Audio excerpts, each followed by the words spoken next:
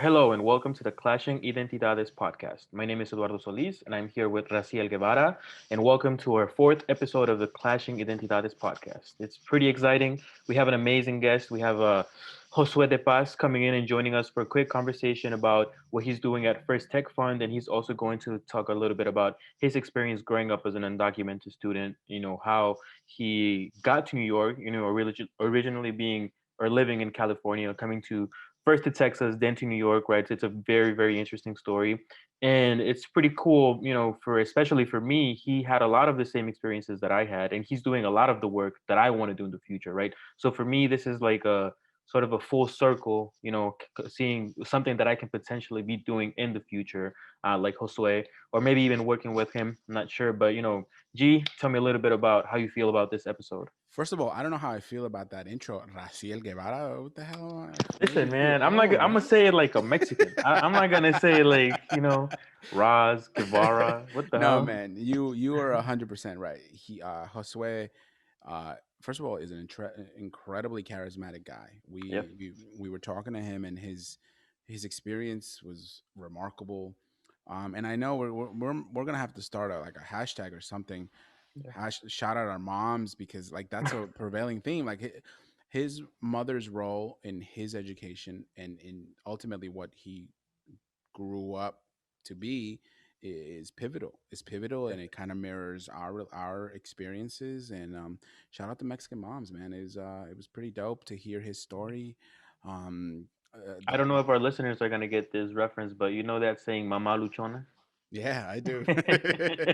I'm sure somebody's gonna get it. I'm Yeah. 100%. Hopefully, hopefully. But yeah, no, the California via Austin, Texas to now in New York is a pretty incredible journey. Yeah. And his organization is pretty incredible, and I can't wait. I can't wait for people to hear his story and hear about the fantastic work that his organization is doing. Yeah. All right, and without further ado, here's our interview with Josue De Paz, the co-founder and CEO of the First Tech Fund. Hello and welcome to the Clashing Identidades podcast. Today we are joined by Josue De Paz. He is the co-founder and CEO of the First Tech Fund, a nonprofit organization dedicated to supporting underserved students and ensuring that they have access to the necessary technology that will allow them to succeed and own their future. To learn a little bit more about their amazing project, head over to firsttechfund.com. Welcome, Josue. How are you doing, buddy? I'm great. Thank you for having me. I was excited to have the opportunity to speak to you. No, no, no. Thank you for joining us. You are officially our second guest. This is officially our fourth episode, and we're very excited about this one. We're excited to hear about all the wonderful things you and your organization are doing. But before we jump into that amazing work, I know you were born in Mexico, like myself and Eduardo, and were raised out in the West Coast. But tell us a little bit more about your upbringing. Of course, yeah. So I was born in a city called Cuernavaca in the state of Morelos in Mexico, which is around 45 minutes south of Mexico City. So I've been told. Not that I remember much from that time, but grew up there with both my parents until they were divorced. Right around the time I was 5 years old, and then just given my mom was searching for more opportunity and really wanted me to have I mean you've heard the story, right? The Right, story of searching for that better life, right. and so she made a decision to move us here to Los Angeles, or to Los Angeles. I had an aunt who lived there and who had been in the US for a while, and so um, we decided to do that. My mom paid some folks to kind of shepherd me across the border. We did it at night, so Right. from what she tells me, again, I don't have recollection of this. I was too young, but we crossed over in a van. The van was itself dark. My mom had a visitor's visa, so she was fine. But I was using my cousin's passport, and so he was also 5, but we looked nothing alike. This He is like very fair skinned, has curly hair, Yeah. but because they weren't checking too intensely, and it was night. I was asleep.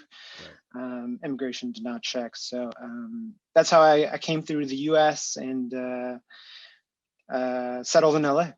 Right. I mean, it's funny because you mentioned your mom had a tourist visa, and it's incredibly different. All the different ways that people have made it across the border and have come to the United States. Some Right, people, like myself, we crossed the border um, on foot.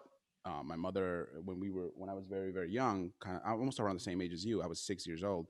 The same thing. Everyone needs to understand that the decision to leave your country and go to a new country and start over is an incredibly difficult one. It is not one that is taken lightly.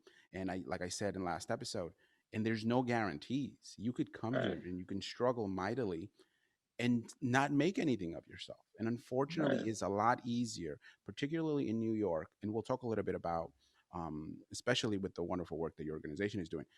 The statistics of the Mexican population in this city, alone in this city, not across country, in this city, are staggering. The dropout rates, the educational achievement of our community is incredibly low, and it starts because of those opportunities that your organization is trying to bridge that gap. But before we get into that, again, let's talk a little bit more about what talk a little bit more about your education in your particular case. Tell me a little bit more about your educational story and as it relates to your immigration story.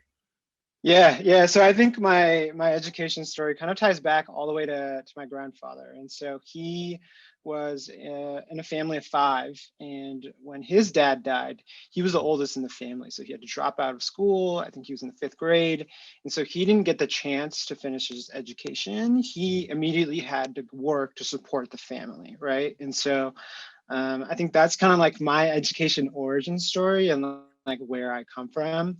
I think like he kind of like just had to figure it out, right? So first he was gambling and doing other street activities that probably weren't productive.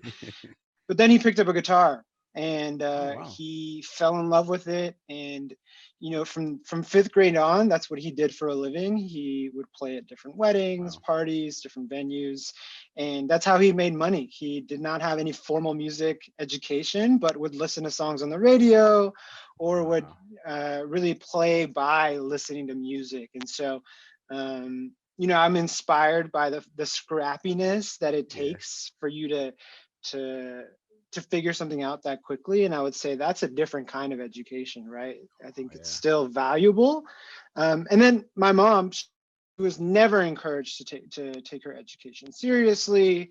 Her parents didn't put a big value on it, but she went and finished her schooling. And then I think her just being the ambitious woman that she is, Right. always wanted me to do better. So she always placed huge focus on education. And I think once we came to the US, she was able to see the discrepancies and the differences in the schools in our community, right? So I lived in Los Angeles in a city called Culver City. Hmm. And in Culver City, it's not what it is now. It's like a modern day Williamsburg now, Right. Right. but it's not what it used to be. Um, there was a big main street that separated kind of like the haves and the have-nots, right? Right. And so The proverbial railroad tracks, right? but literally though, yeah, like one side of the street was like super wealthy and like Right. nice houses, and the other side was like working class people and like apartment buildings. And so Hmm. we were on the wrong side of the so-called tracks. And my mom went and did research on the school. She saw that students were in the third, fourth, fifth grade not being able to read yet. Right. And then she saw the school in the other community that was well funded, lots of after school and extracurricular programs.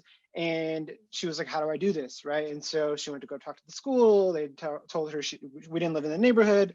So she started asking around, like, who can let me borrow their address for my son to be able to go to this better school. And eventually someone we didn't even know, which is, I think, embodies the immigrant experience, right? People willing to lend you a hand, Right. even if they don't know you personally, Right. lent us her address. And that's how I got into that school. And I That's think amazing. right? But and there's been people who have done that and gone to jail in some states, right? And so Yeah. that was my first exposure to the fact that education is inequitable from the beginning, right? If you live in the wrong zip code, you might not get the same great education as someone else. And so that was the first exposure, I think. The other thing was my mom had a college degree, but it didn't count in the US, Right. right? And so when we got here, she had to do whatever she had to do to survive. So she started cleaning houses for a living. She started taking care of kids. And I think while I was in school and she was doing that, she started to notice a pattern, which was these kids have technology in their houses, they have Wi-Fi, they have all these different things that are helping them do better in school. And she saw that I didn't have that, right? Right. So what she did was, and I think typical of who my mom is, she got another job on the weekend and was like, I'm gonna work until I have enough money to buy my son a computer and pay for Wi-Fi, right? And so that was a sacrifice that she made. From fourth, fifth grade on, I didn't see her most days and on the weekends because she was working, right? And Right. that was tough as a kid because baseball games, basketball games, nobody was there for me, Right. right? But I understood the sacrifice, and one of the things is we were like reflecting back on this a couple of weeks ago, just talking about the organization I started and like the journey. And one of the things she reminded me was like, we bought a desk before we bought a bed, Wow. right? Like Wow. my house, like we didn't even have a bed. We were sleeping on the floor, but I had a desk to do my homework. So Wow. Wow. that just shows like my mom was not playing games. She knew that education was the way for us to really break out of the cycle of poverty that we were in. Right. And so that was where I kind of like grew to love school. And, she always told me that this was my way out, right? This is my way to something better. And And that's and so it's that's always been a big focus in my life. I mean, and that's fascinating. That's fascinating to hear because um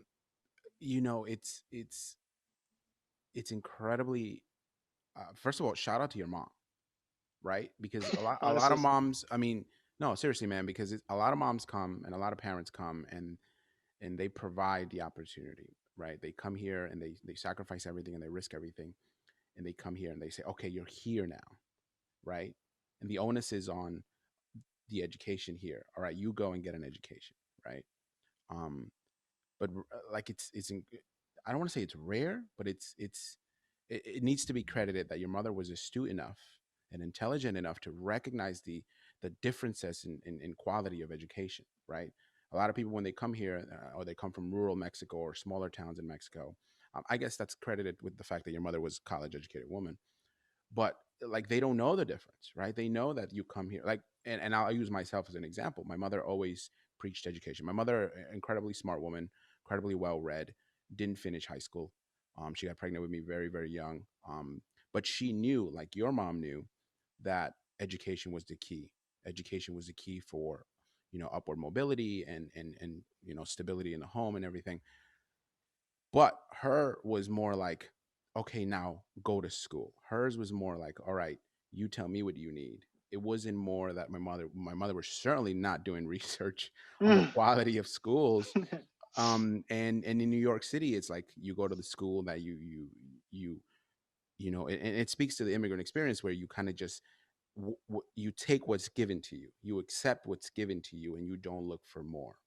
And Right. that's not me talking crap on my mom. I love my mom, Elba. I love you, but it's the truth. No, it's the truth, and there's a stark difference between my experience here in New York Right. City and your experience, because of your mom. That's remarkable. The desk part, that's fantastic, man. That's And fantastic. hey, I wasn't happy at the time because I had to walk to school and it was a long walk. And I was like, yo, this school is much closer. Like, why can't I just go here?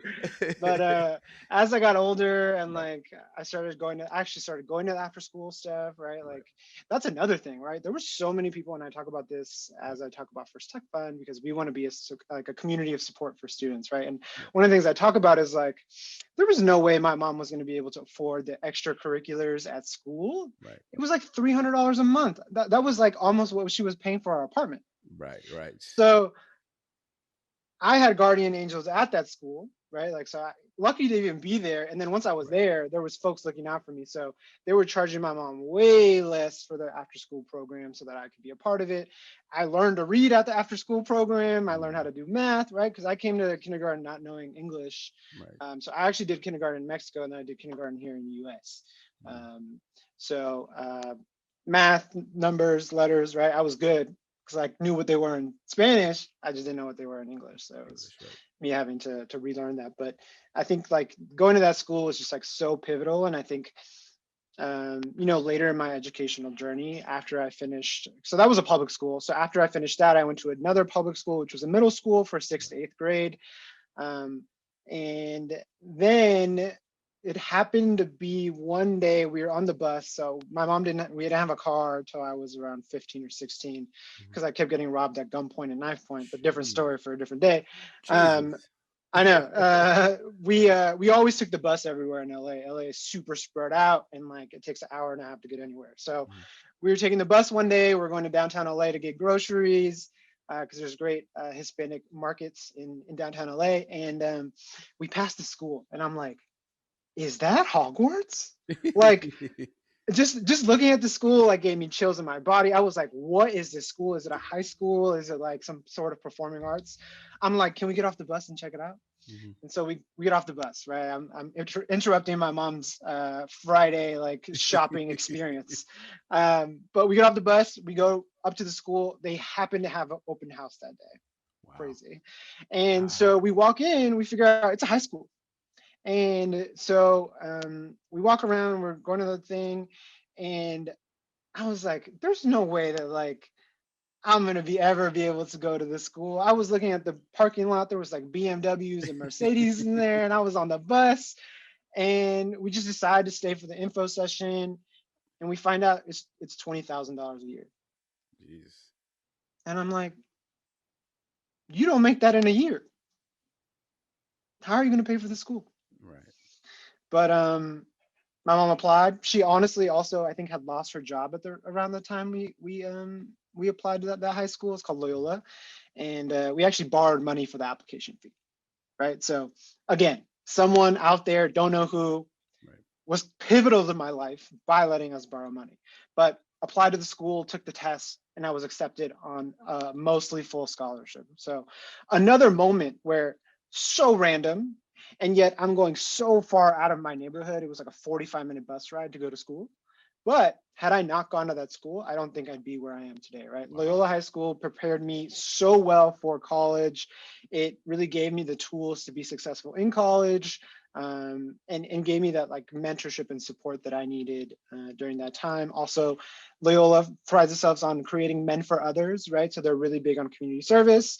And that's where that spark was created of me wanting to help my community. My school flew me down to New Orleans after Hurricane Katrina. So I think like a lot of the experiences I had at Loyola were really monumental in my life and like really helped me to develop as a man. But another thing where, an educational experience that was pivotal to my trajectory, because I think without Loyola, there was no way I would have gotten a full ride scholarship to Santa Clara University. There's just no way. And it's funny because it kind of correlates with where Eduardo and I kind of met. Eduardo and I met at a Catholic school here in the Bronx called Cardinal Hayes. The best Um, high school in the Bronx. similarly to the way Loyola prides itself in having that academic mantra, Cardinal Hayes has that same kind of academic mantra, and the majority of the students there receive some sort of aid. It's not quite $20,000. I think the tuition currently is around $8,000, but Yeah. it's a much better education than you would receive at a local public school. The teachers there are incredibly dedicated, incredibly just committed to educating students, and there is something to be said about giving your kids that academic advantage by placing them um, in better academic institutions, also similar like you. Um, but tell me a little bit about what that school did for you. You said everything about kind of teaching you a little bit about community service, flying you down to New Orleans. giving you additional opportunities. But what else did it do in terms of the relationships that you built, in terms of the people that you were around? I mean, to be honest, it was my first real exposure to like wealth, Right. right? And for me, I always lived in the same community. I saw the same people doing the same jobs, right? And no one who looked like me who was like a doctor or a lawyer or engineer, anything like that, right? And so Loyola gave me that exposure, right? It also furthered my perception of the inequality in education, Mm. right? Yeah. Because these students are able to pay $20,000 and get a much better education than the local school in my community, right? So I was like, okay, you can pay to play in education. That's what it is. On the more positive note, I think the school did equip me to do well in school, right? The classes were great, the teachers were supportive. There was points where like I couldn't afford food on like and the school literally put money on we had like a fake credit card at my school so you could buy food. Nice. So they Nice. put money on the card and they were like, look, tell us what you need every week and like we'll pay for the food. So Awesome. I was getting fed by the university on top of my scholarship, and that was hard to talk about, especially in the Yeah. context of the kids who were there and Yeah. like we're Yeah. pulling up to school in BMWs. Yeah. So definitely felt kind of like the contrast of that. And then I think the other thing the school did for me was um, emotionally they helped me a lot. So I had a great counselor who was always shout out Del Varga. I always had a counselor who was there for me, talked to me all the time. And I don't think that's a common experience at most public schools, right? I have a student right now. She was telling me my counselor has 300 other students, so I don't get a lot of time, Right.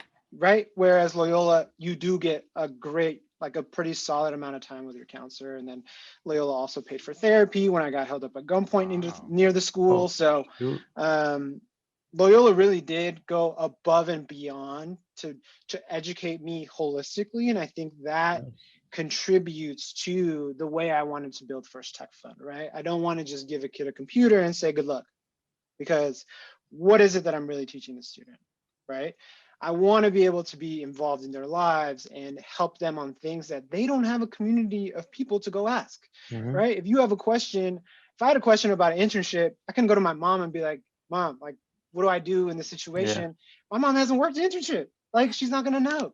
So in those situations, I didn't have anyone to ask. I felt so alone. I felt so in myself and like just isolated. And I think like that's what we want to avoid with First Tech Fund, right? We want to be the community where the student can just ask anything they want, right? We have Saturday office hours, and we had a student come through and he was like, what happened with GameStop? Like, I don't understand. Nice. Nice. Right. So Yeah, that's pretty cool. we spent an hour on Saturday. I was sharing my screen. I was going through different news articles. I was Mm-hmm. explaining what the terms meant. And like that was a really beautiful moment for me and the student, because the student had questions that they couldn't go ask their family, but they got the information and they got to satiate that curiosity. And I think that's what we want to do, is continue to feed the curiosity that the students have. That's Nice, that's amazing. awesome. I wanted to meet you because I was pretty excited to meet you because obviously, I see what you guys are doing at First Tech Fund, and I had that same experience with a lot of different programs. So one of the things that I want to do, one of my biggest goals in life would be to kind of bring together all the organizations that have helped me, so that they can work together and help more people, not just individually, as an organization by themselves, but as a group, to like holistically again, reach the kids. Like you mentioned, when I was in high school, I didn't know what the hell an internship was. I think the first time I heard about an internship, I was maybe like a sophomore. Then that's because I joined this program. I don't know if you probably know, it's called the Opportunity Network. Mhm. It's pretty similar to what you do. Yeah, It's pretty much, they do yeah. great work. Yeah. So I've been with them. I actually graduated from the program uh, last year, and I think when I graduated from college, I graduated from the program. And they did a lot of the things that you do, right? So now, with that being said, do you want to walk us through a little bit of the pillars that you guys uphold at First Tech Fund, right? What is it that you prioritize? What is it that you ask from your students, if you ask anything at all, right? Or do you, prioritize their needs, and how do you make sure that they have, like, again, a great experience throughout the whole year that they're with you? Yeah, so First Strike Fund is really based on three pillars that we kind of believe in. So the first pillar is that tech access piece, right? And the tools piece of the conversation. What can you do without the right tools, right? And so we give them a Chromebook that they get to keep, and we give them a Wi-Fi hotspot for the entire school year with unlimited data. Here's why. We know that remote learning is important. We know that signing on to your classes is important, but we didn't want to give them Wi-Fi that got throttled at a certain point, because we also know that for a student, it's really important that they also focus on fun, right? And like, Right. I want these students to be able to use the Wi-Fi to go on YouTube and to go online and game with their friends and to do whatever it is that they're curious about and want to know more about, right? I think I always give the example that, like, growing up, I loved basketball. And so I would watch Allen Iverson highlight clips over and over and over and over on YouTube so I could learn the move. And then I would go try it out on people at school, right? And so that really helped me not only develop as a basketball player, but it helped me make friends. It helped me travel because I got to travel with my basketball team. And it just really enriched my entire life, right? When I was struggling in geometry, I hit up YouTube again and I was like, this is a square. Why do I care? How is this going to help me? But I need to pass this class, right? So I went on YouTube and I figured it out. So we want these students to be able to have information at their fingertips and not have to go all the way to the public library, right? I just told you, I got robbed at knife point on the bus trying to go to the library, right? And so Right. sometimes it's not safe. So I want kids to be able to be in their own space and have that opportunity to research what they want to research. I think the other thing that comes into play is if students have learning needs like ADHD or something else, if you get a moment of focus and inspiration to write that essay that you're working on and something else, you have it at your fingertips, right? Can you imagine if you then have to go all the way to the public library to then write your paper? It's hard, right? And like, kids have needs. So that's pillar one. Pillar two is mentorship. So I think I said this before, there were not a lot of positive role models in my community who were doing jobs that I thought would be interesting to me, right? So my mom said, you could be a doctor, you could be a lawyer, choose. And even then, there was nobody who looked like me in my community who I could Right. ask about those jobs. Like, the closest doctor to me was my pediatrician and House, right? Like the dude in the TV show. That was it. That was my perception of doctors, right?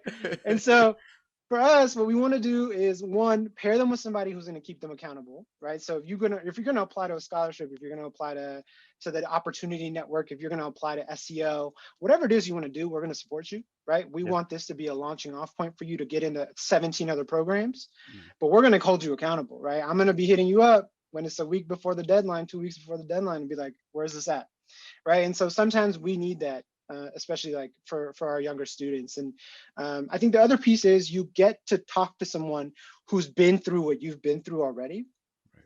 right? And can see you, they can show you the other side of what that looks like.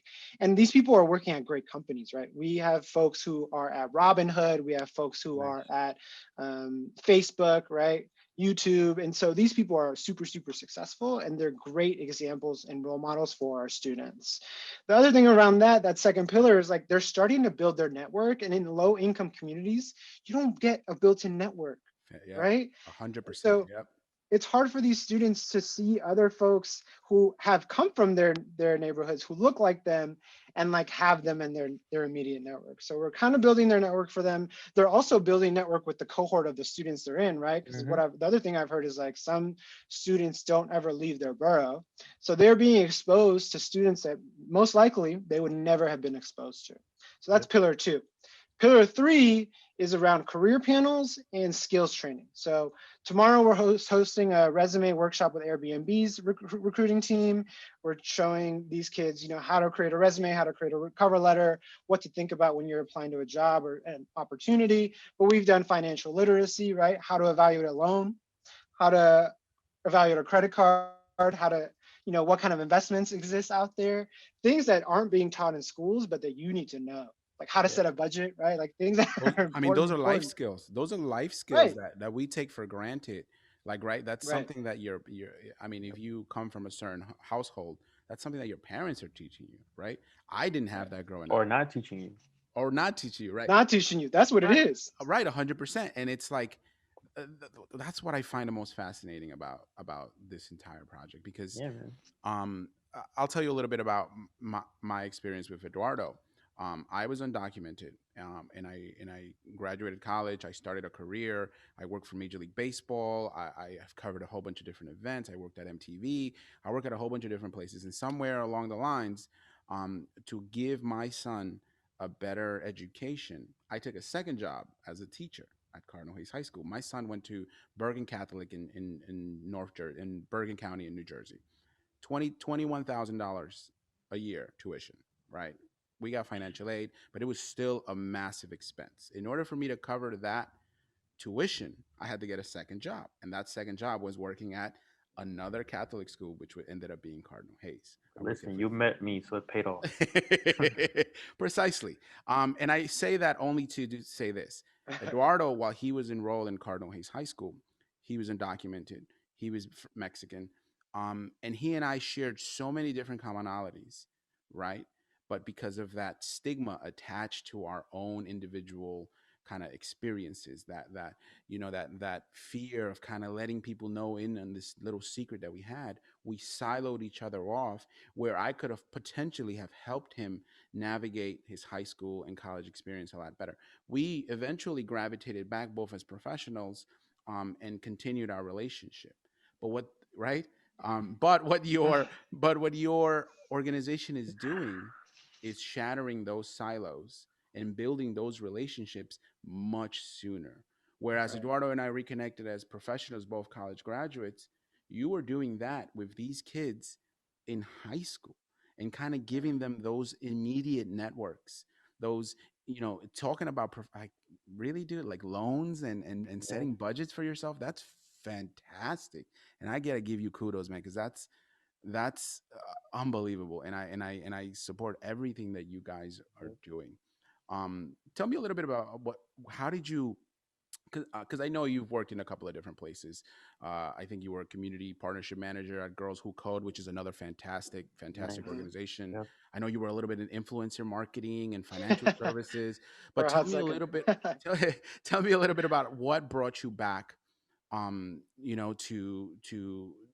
to advocacy, to kind of give back to the community, and how did you come up with the idea for the first Tech Fund? Yeah, so the only thing I'll say too about the program is like the thing we also try to pride ourselves on is that we try to build with the students, right? So we had a student who was like, I want to be a lawyer, but I don't think I'm a good enough public speaker. Could we ever do a session on public speaking? And so we brought in someone to do a whole session based off what that student recommended, and we really tried to make sure that it was interactive and the students got something out of it, right? Public speaking is one of those skills you could use for the rest of your life, right? um, so that's my only other plug for the program is like we want to build with the students, right? We're not just putting on panels to put on panels or just to like keep them on Zoom because everyone's tired of Zoom, but we want them to get the most out of the program, and we will custom create whatever they want, That's amazing. right? So that's That's one really thing. hard to do a lot of times because you never know like how the other students are going to feel, right? So, but the way you're speaking about it, it sounds pretty interesting. And I was gonna tell Raz before. Well, I call him G, but people call me.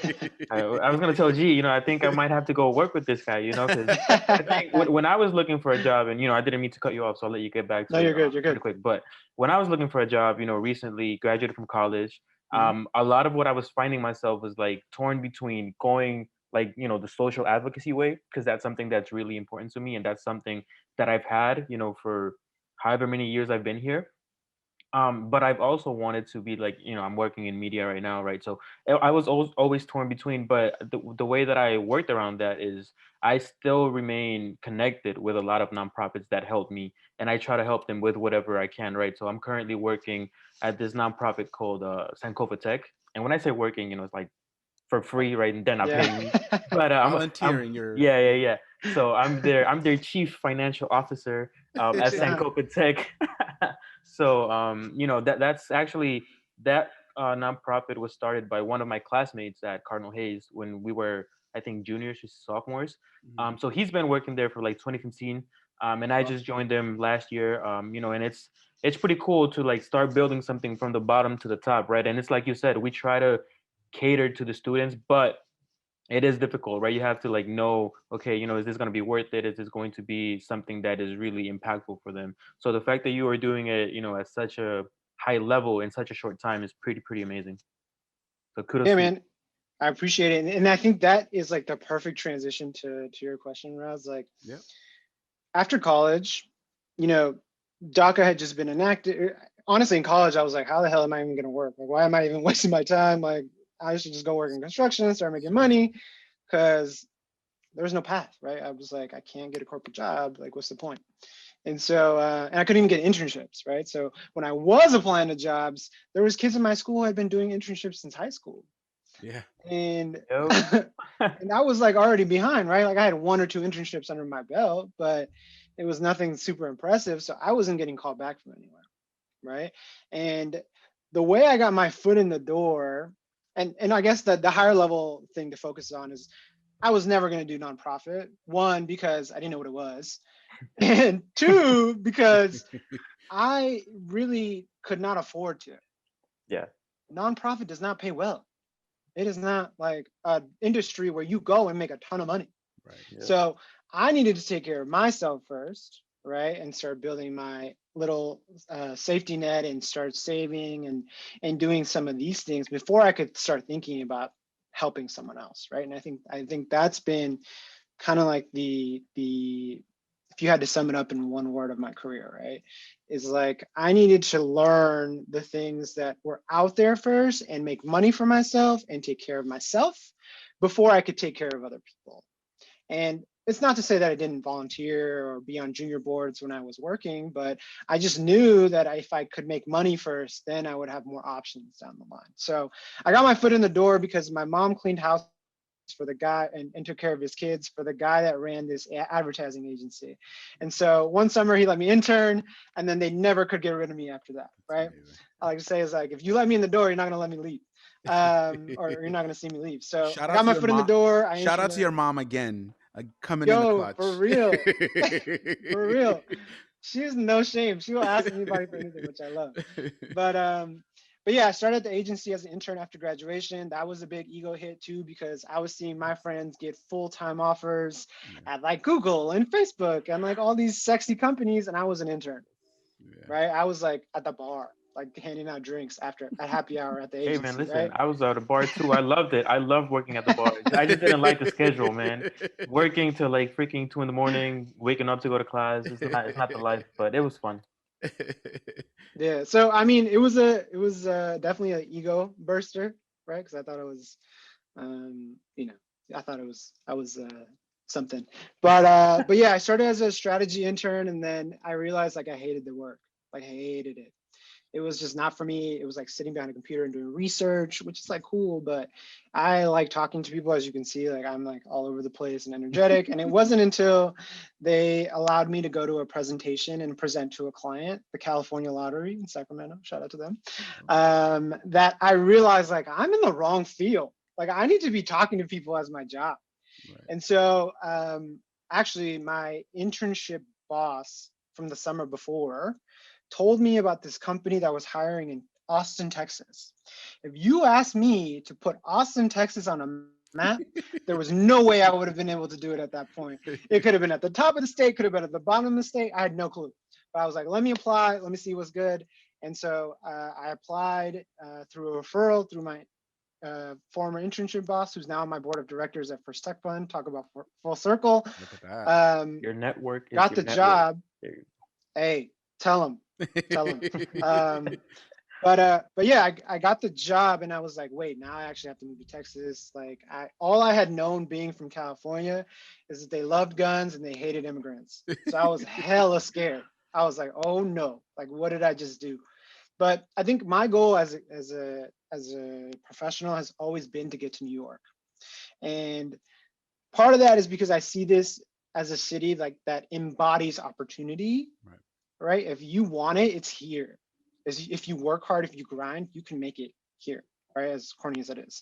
And two, because my third grade teacher made me a Yankee fan in LA, and I've been a Yankee fan ever since. I knew I liked you from jump, Ever man. since. Smart man right there. I was like, 100%. I gotta go be by my team.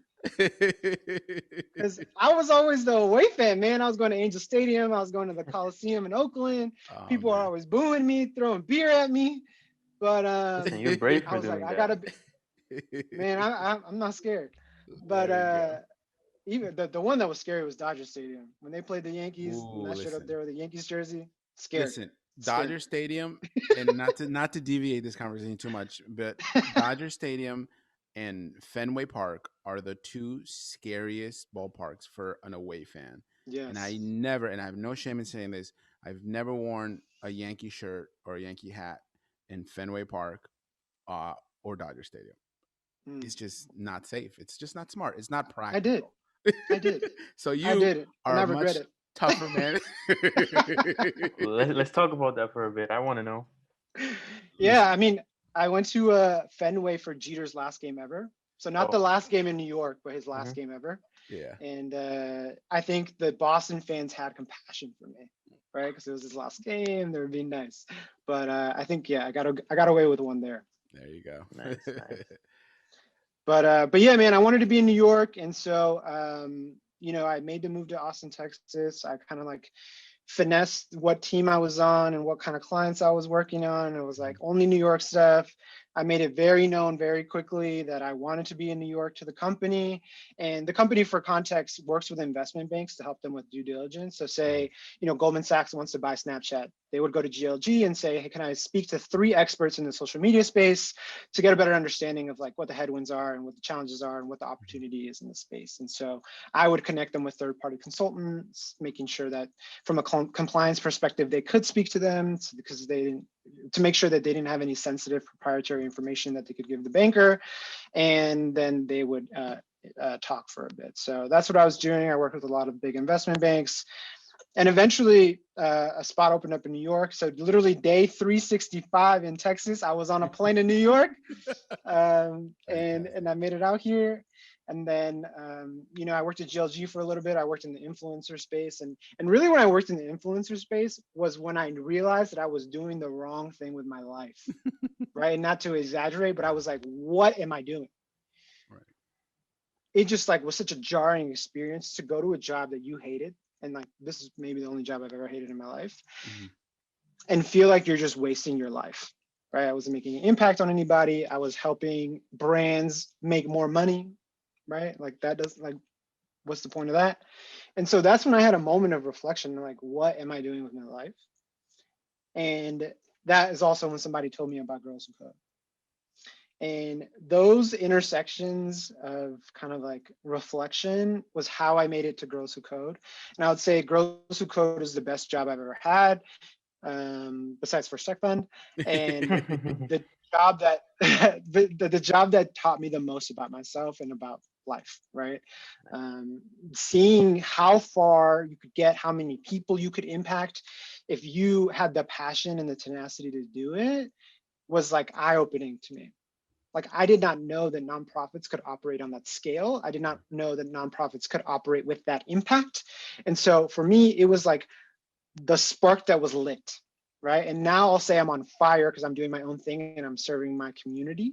But that lit the spark for me, because I was serving on junior boards and stuff, and like that was great. I was speaking to students still. I was interacting with them. I worked with the Children's Scholarship Fund in here in New York on their junior board, but it wasn't enough. Like I wasn't doing it day to day, and so there were times that Girls with Code was hard, right? I covered the South. I am Mhm. undocumented. So I was going to Tennessee, I was going to Kentucky, right? Where people were like, wow, your English is good. And I was like, Wow. I've been here for a while. I speak yeah, properly. it is. So, there was times that were really hard. People were screaming MAGA at me in the airport, Oh right? man. Like scary too, right? Like you're walking around Baton Rouge, Louisiana at night. I was scared. No, for sure, man. And But it's certain parts of the country are just not a good place to go if you're brown. Certainly, in the last 4 years in this administration, just it just makes you feel unsafe, and it's kind of sad how we are in one of the safest countries in the world theoretically, right? But it's just difficult. It's difficult. But I got introduced to Girls to Code because at my current job at Yahoo, we they were part of this this makers women's symposium. It Mm. was this beautiful event down in San Francisco at the Uber headquarters, and I was tasked with kind of chopping up and doing some sizzle reels for of all the speakers. And one of the speakers was a representative of Girls Who Code, and they were one of the main sponsors of the event itself. And it was just, I was like, whoa, this is a thing. And I remember like sending it out to a whole bunch of different people. I was like, yo, this is really interesting. I have my cousin is 16 years old, and I was like, hey, listen, this is fantastic organization, you should definitely look into it. So I was like sending it out. It was like this thing that I'm like, oh, this is And they incredible. already People, knew. right? It was like people should know about this.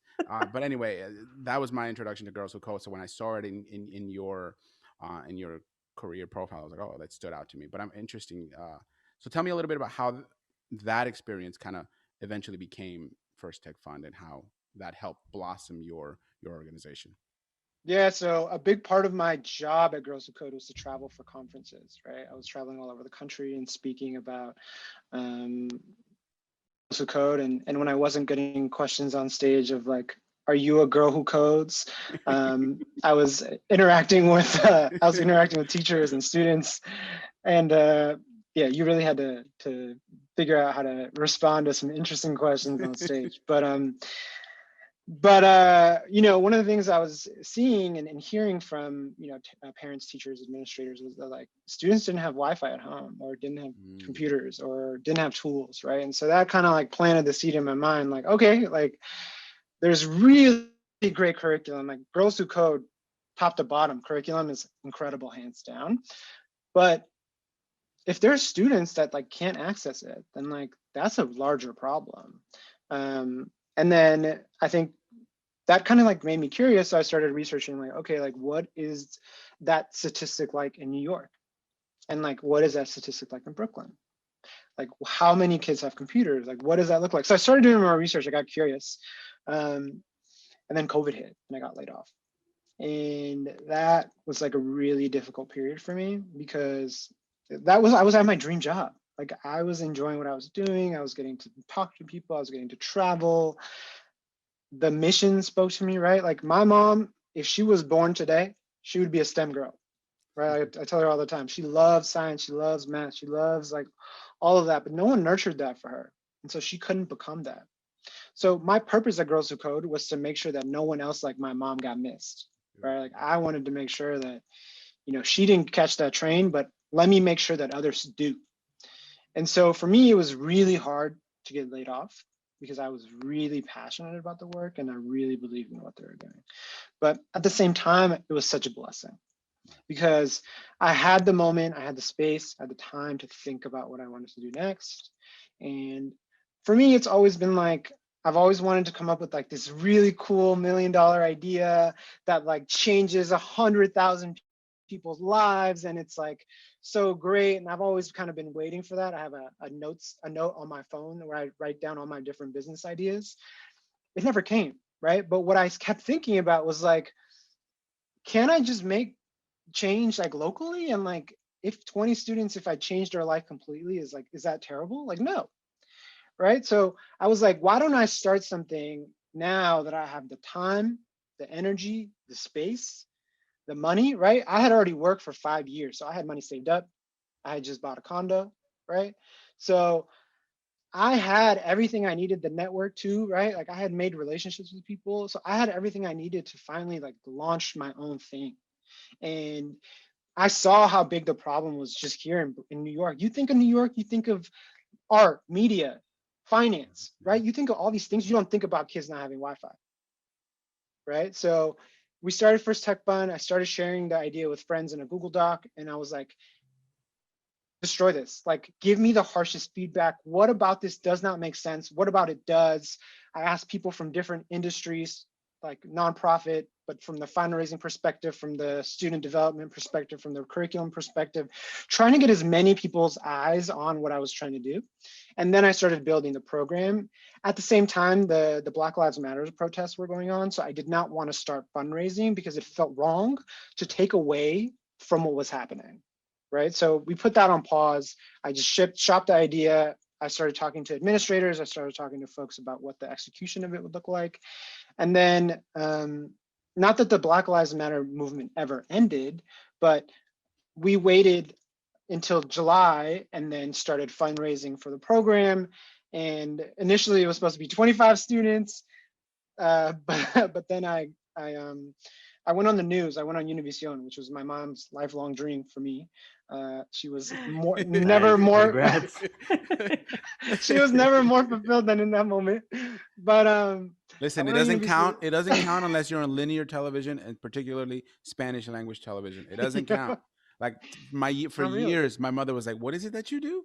I said, "Oh man!" And then I was on a program, a morning show on Univision, and she was like, "Oh, that's what you do. Yeah. Oh, okay. It doesn't count Nice. unless you're on TV." But anyway, continue. I had to text my mom like, how do you say nonprofit in Spanish? Because I was struggling on the interview. Thank goodness for having the words right here. Otherwise, it would have been a mess. But yeah, we started fundraising. It was only supposed to be 25 students, and then I went on Univision. We started getting like applications like you would not imagine, right? So then I was like, okay, we need to up our spots because we're not going to be able to do this. And so we upped it to 50 students, and eventually, signed a partnership deal with T-Mobile to give us discounted hotspots, and then a partnership with this company called Reviven that refurbishes computers from tech companies and sells them to different folks. So we bought 50 refurbished Chromebooks, and then we started selecting the students. And at the same time, I was unemployed, like I said, right? So I was starting to kind of hurt, right? I had a mortgage I had to pay, I had bills I had to pay. So I started looking for a full-time job, and I landed at this startup called Free Agency. So I worked there for about 6 months. They help people get into tech careers.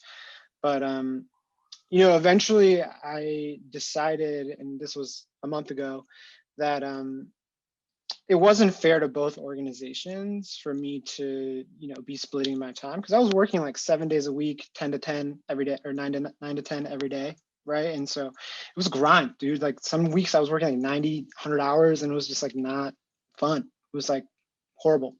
So I just decided like it was time for me to like really double down and dedicate my time to First Tech Fund. And so a month ago I quit my full-time job. I don't have a salary right now. I'm not getting paid through First Tech Fund, but this is the work that I was meant to do. And I'm at a place in my life where I can take a big risk, and I'm very privileged too, in the sense that my wife works in tech. So, she's able to help with the bills more so right now that I'm taking this risk. And so obviously that comes from a place of privilege, but, I just felt like I wanted to do the program justice. I wanted to do my students justice. I wanted to make sure that they had got everything they needed, everything they wanted this school year. And so that's where I'm at.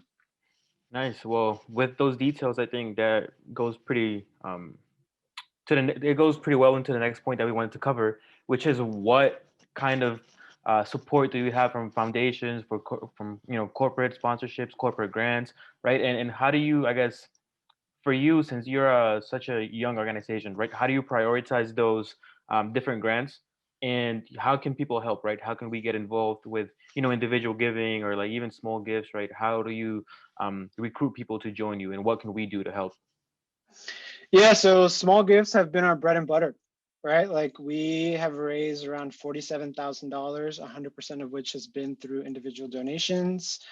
So that's been where we've seen most of the money come in. We haven't partnered with any brands yet. Foundations have not said yes to us, unfortunately. We've put out a lot of applications there, but so far only no's.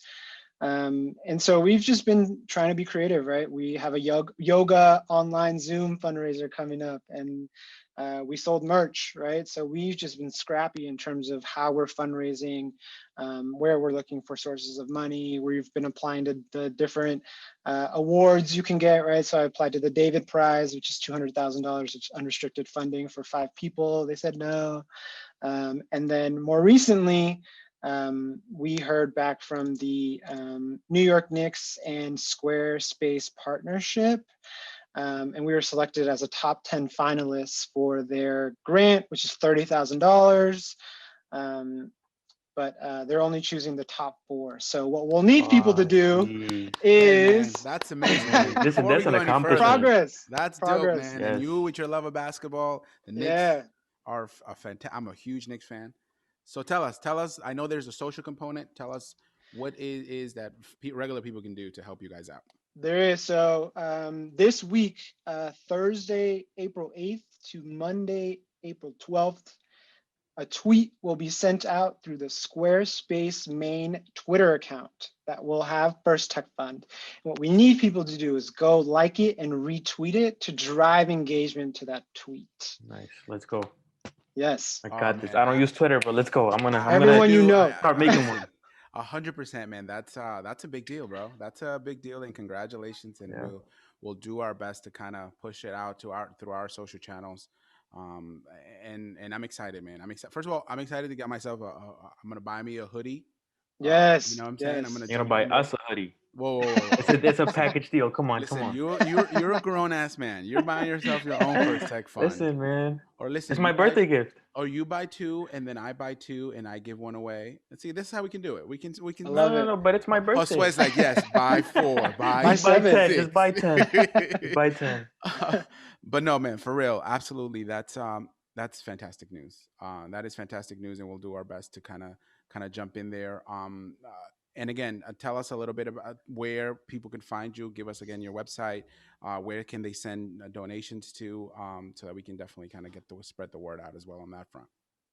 Yeah, so a couple things. I think if folks, brands want to come partner with us, we're open to partnering with brands, especially for in-kind donations. We're looking Mhm. for 100 laptops for our next cohort of students next year. So anyone has extra 100 laptops out there they just want to give to a good cause, feel free to email me at josue@firsttechfund.com.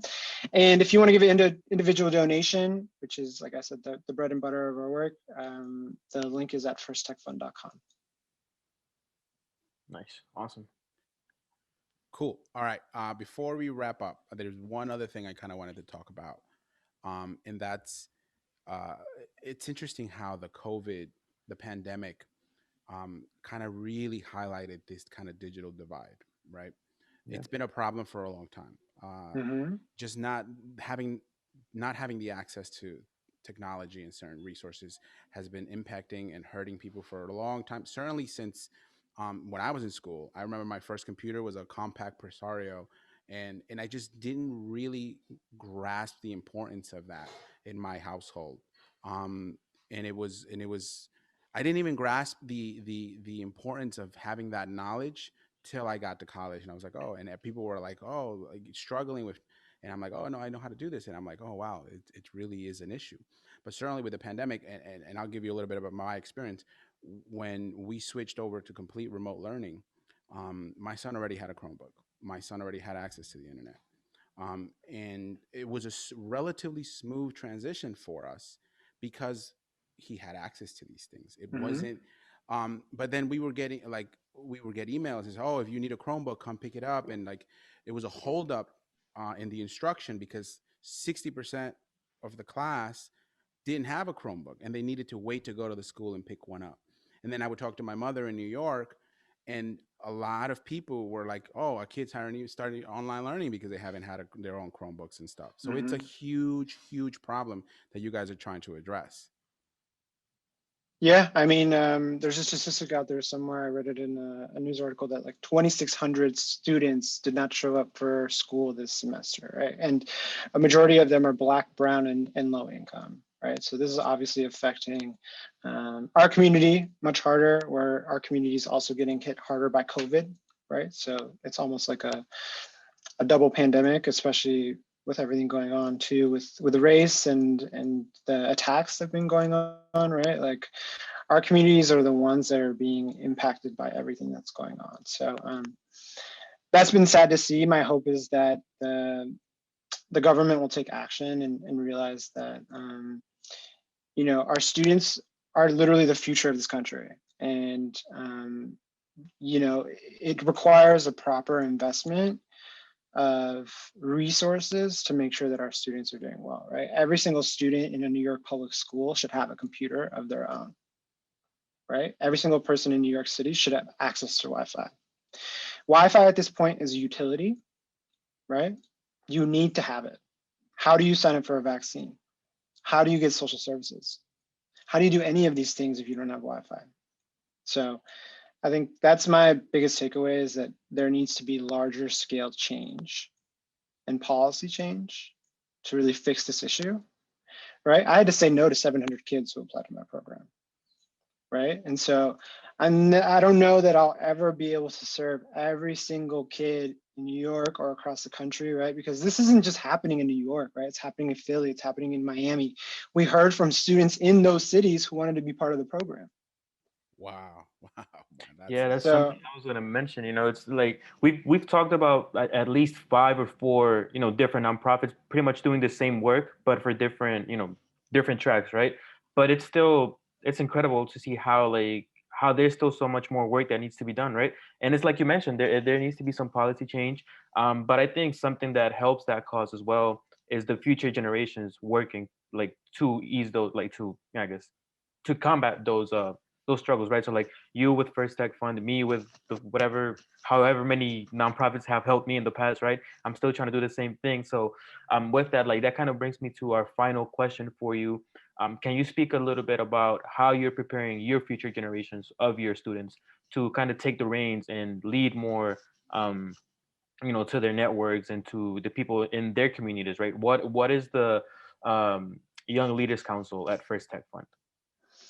yeah, so I think, none of this work would have been able to get done without the really committed volunteers that we have, right? I'm one person. I have a co-founder who's also my wife. That's another person, right? But there's so much work to be done that it would not be possible for us to do it just alone. So we have a group of 19 young leaders, young professionals who serve on our junior board, which we call the Young Leaders Council. And they really help us execute on a number of things, right? So they help us fundraise through their networks. They help with the mentorship piece. So if we're recruiting panelists to come speak on a panel, they leverage their network. If a mentor, for example, I have students who want to work in healthcare. I do not work in healthcare. So I then go find a healthcare person to introduce to my mentee so that they can have a more interesting conversation, right? So the young leaders help with that kind of stuff. And then they also help with programming and marketing and just everything that we're working on. So I think, this is like a community-led effort.